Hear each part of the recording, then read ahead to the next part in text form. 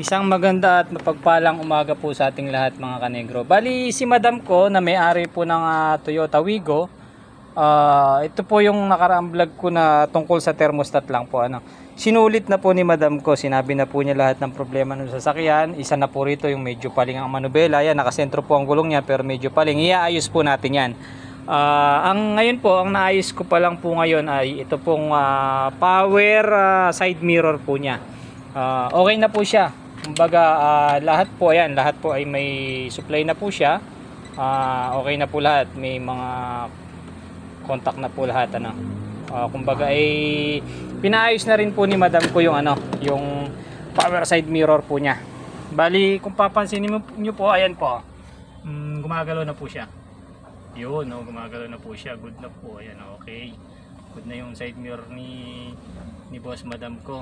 Sa kanan, sa kaliwa, yun, gumagalaw na rin. Okay, ayos na. Yun lang po, salamat po. Bali ang naging issue nga po pala nito, meron pong naputol po yung wire niya sa supply wire po niya, kumbaga na nagka-umido po.